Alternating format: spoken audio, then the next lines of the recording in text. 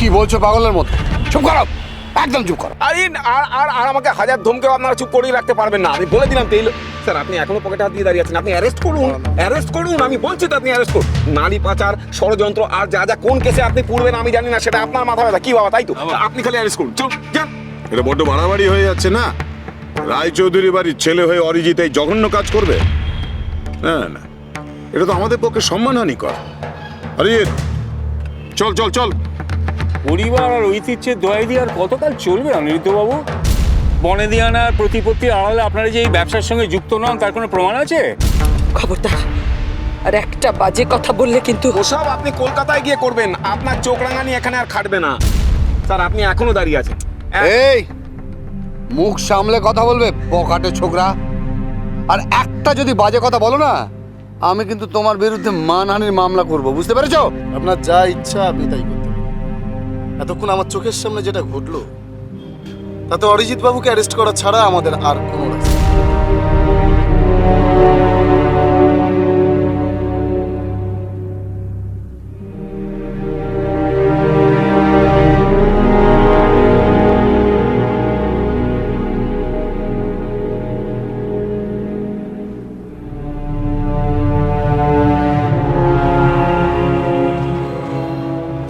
শুনুন,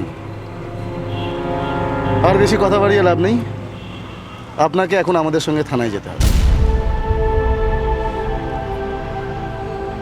যাব। এত বড় চক্রান্তের জাল তো এক হাতে ছিঁড়তে পারবো না।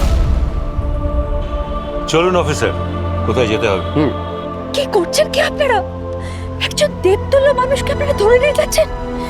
আপনাদের কি পরকালের ভয় নেই? না না না না, এটা বোধহয় ঠিক হচ্ছে না অফিসার, ঠিক হচ্ছে না এটা। যতই হোক, যাই করুক, রায়চৌধুরী বাড়ির মেজ কর্তাকে অ্যারেস্ট করাটা আমি মেনে নিতে পারছি না। না, ঠিক না। আমরা কি পারি আর কি পারি না সেটা সম্বন্ধে স্পষ্ট কোনো ধারণা এই রায়চৌধুরী পরিবারের কারণে।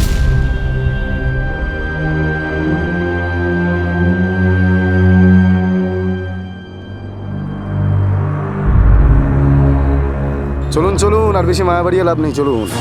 আপনারা ছেড়ে দিন ওনাকে, আপনারা ছেড়ে দিন। মেচুটু আমাকে জোর করে নিয়ে যাননি, আমি নিজের ইচ্ছায় ওকে রেখেছি। আর কি করছেন কি? পাচারুন পাচারুন, যদি কিছু বলার থাকে কোর্টে গিয়ে বলুন।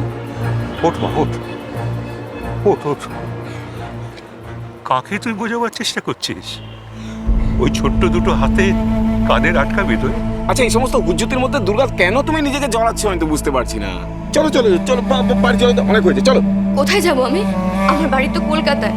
এখনো কলকাতার বাড়ির স্বপ্ন দেখা ছাড়নি দেখছি। অফিসার, নিয়ে যান ওকে। আমার গৃহলক্ষ্মী সর্বনাশ করতে চেয়েছিল, আমাদের পরিবারের সুখ শান্তি সব ধ্বংস করতে চেয়েছিল। এক্ষুনি আমার চোখের সামনে থেকে নিয়ে যান। এরপর কিন্তু আমি আর ধৈর্য রাখতে পারবো না। তখন কিন্তু আইন আমি নিজের হাতে নিতে বাধ্য হব। নিয়ে যান। তুমি কি করলে? কি করলে তুমি? রায়চৌধুরী বংশের মান সম্মান, এই পরিবারের মর্যাদা সব ধুলোয় লুটিয়ে দিলে। সব। এখন তুমি আমার কথা একবার ভাবলে?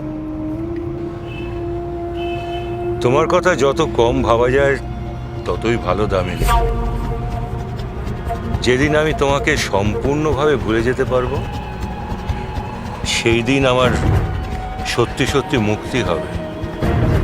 তার আগে তো আমার বাড়ি আর জেলখানা সব সমান। চলুন অফিসার। এই কথাবার্তা থেকে কি প্রমাণ হয়ে যায় না এ খুব একটা স্থিতিশীল জায়গায় নেই? তাই এই কথাটা মাথায় রেখে ওনাকে ক্ষমা করে দেওয়া যায় না অফিসার? দীনবন্ধু আপনার মঙ্গল করবেন। দেখুন, ক্ষমা করার আমি কেউ নই মিস্টার রায়চৌধুরী।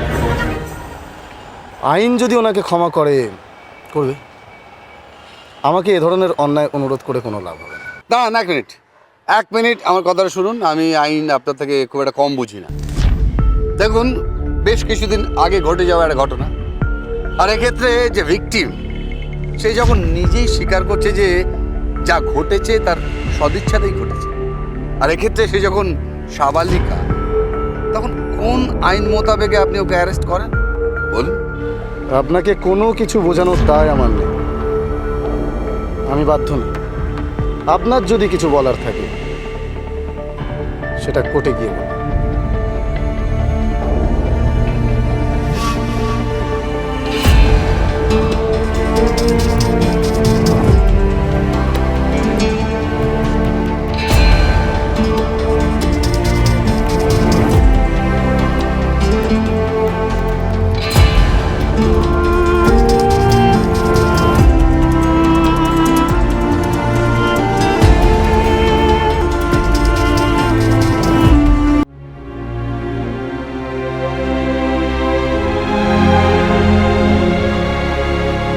মেজবাবু,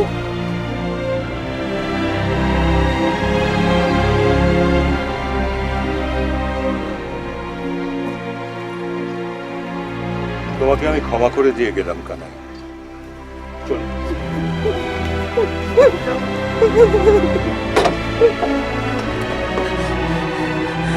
দুর্গা, দুর্গা দেখ মা, তোর মেয়ে জেঠুকে ওরা ধরে নিয়ে যাচ্ছে। যা যা মা।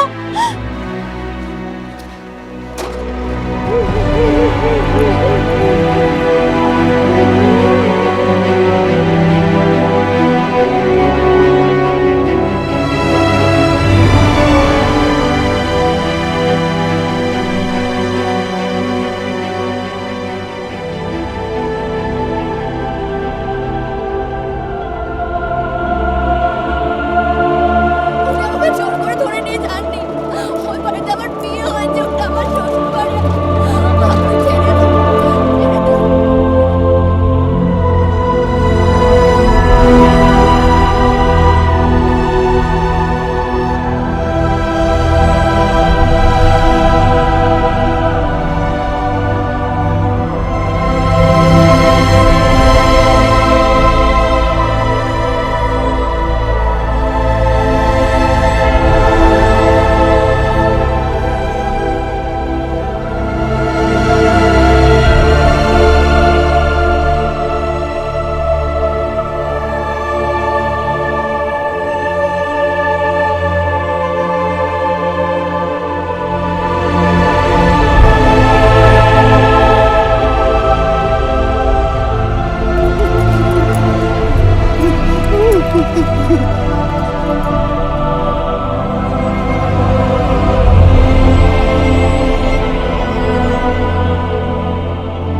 দীনবন্ধু, আর কত দুঃসময় দেখাবে ঠাকুর? মেয়ে জেঠুকে বাঁচান মামুনি, মামুনি, মামুনি আপনি মেয়ে জেঠুকে বাঁচান মামুনি, মামুনি আপনি বাঁচান না মামুনি। সারাটা জীবন ধরে ছেলেটা একটার পর একটা ভুল করে যাচ্ছে, তারপর তার মাসুলও গুনে যাচ্ছে। আর কত অপেক্ষা করবে দামিনী? দীনবন্ধু আমাদের সহায় আছেন, একটা না একটা পথ বেরোবে। চলো কলকাতা ফিরে চলো। চলো দামিনী।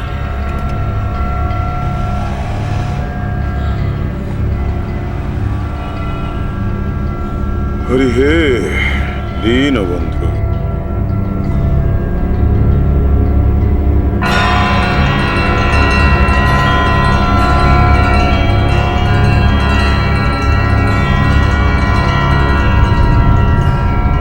মোটেই না। আমি কিছুতেই এই এত বাজে ছবি দুর্গাকে দেবো না, কিছুতেই দেবো না। তোর যা ইচ্ছে বল।